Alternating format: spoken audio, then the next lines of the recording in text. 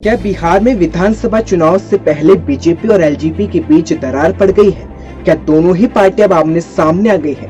ये बड़ा सवाल है।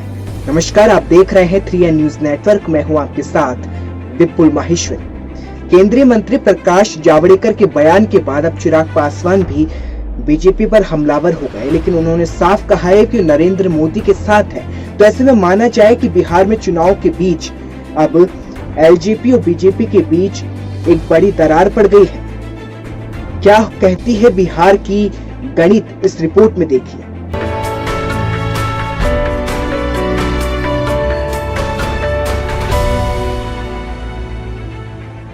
बिहार विधानसभा चुनाव में एलजेपी अध्यक्ष चिराग पासवान और बीजेपी अब आमने सामने है। केंद्रीय मंत्री प्रकाश जावड़ेकर के बयान पर चिराग पासवान ने बीजेपी को जमकर घेरा है और कहा है कि अगर वोट कटवा है तो बीजेपी ने 2014 में साथ क्यों रखा था।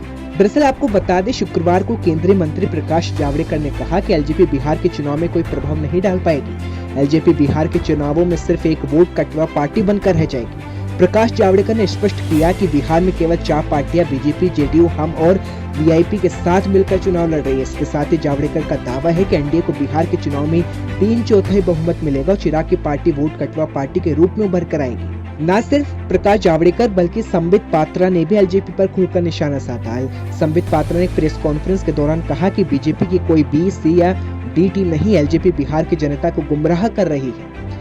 आपको बता दें, बीजेपी नेता सुशील मोदी ने कहा था कि लोजपा और भाजपा के बीच कोई डील नहीं हुई। इस तरह की बातें प्रचारित की जा रही, लेकिन इसके पीछे भी लोग के हित है। सुशील मोदी ने कहा था कि लोजपा एक वोट कटवा पार्टी। अब आप लगातार बिहार के राजनीति के बीच जहां पीली पड़ी एलजेपी को अब बिहार चुनाव से पहले कई तरह के आरोपों को सहना पड़ रहा है। वैसे में देखना होगा कि अपने बलबूते पर चुनाव लड़ रहे चिराग पासवान क्या पलटवार करते हैं और क्या बिहार चुनाव के परिणाम इस बात का जवाब दे पाएंगे।